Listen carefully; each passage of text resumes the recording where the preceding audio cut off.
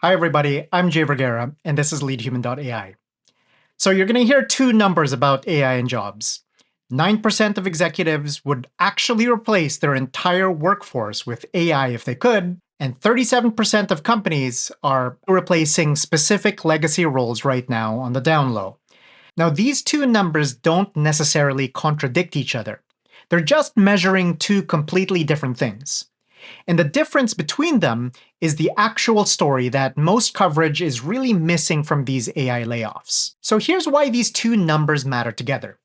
The 9% answers an extreme question. Would you replace your entire workforce with AI? Now, most leaders sensibly, thankfully, say no, which is also why 91% would not replace everyone. And the thing is, that's the polite answer that gets quoted in all of these all hands meetings and reassuring emails. The 37% answers a different question. Are you replacing specific roles? The ones whose work can now be done by AI agents. And more than 1 in 3 companies are doing that right now on the down low. While the public conversation stays focused on the wholesome rhetoric, both numbers are real. They're just answering different questions, basically.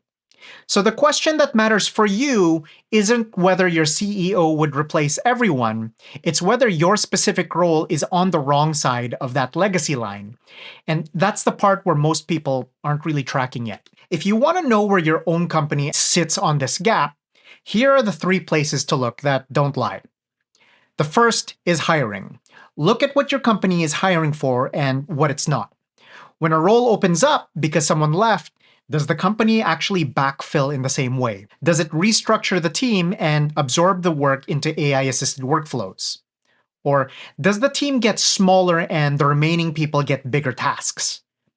Whatever's happening in hiring is the real signal for you folks, because hiring is where the budget actually gets spent. The second is what gets automated. Watch which workflows the company is investing in for AI.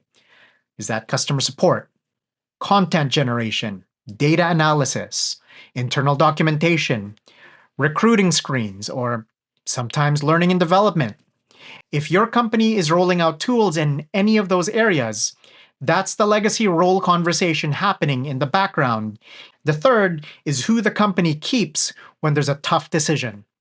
Layoffs, reorgs, voluntary departures. The people who stay tell you what the company values. If the people who stay are uniformly the ones already using AI to extend their own work, the company has already made a decision about AI fluency, even if the official line is still that AI is augmenting everyone. The phrase legacy role does a lot of hiding in this conversation. It sounds like it means an old role, the kind of role that should have been retired with rotary phones. It doesn't. Legacy role in the executive vocabulary right now basically means a role whose tasks are now mostly automatable, regardless of how recent that role is. So that may be a customer support team that's 3 years old, or a content production role that was created last year, or maybe a junior analyst position you opened this quarter. If the work can be absorbed by an AI agent, the role is legacy, even if it's brand new. That's the part that most professionals aren't really understanding right now. Now, here's my opinion. Here's the leadhuman.ai piece in all of this. Most leaders aren't lying when they say they wouldn't replace their entire workforce with AI. They genuinely wouldn't replace everyone. That's kinda stupid. But the 37% is also real. It's happening to specific roles right now. And the people in those roles deserve to know where they really stand. So the question for leaders watching this is whether you're having a real honest conversation about which roles you're treating as legacy, or whether you're hiding behind the wholesome rhetoric. Leading humanly means having the harder conversation. That means telling people which work is changing and helping them get fluent fast enough to move with it. That's a harder leadership move than the polite answer.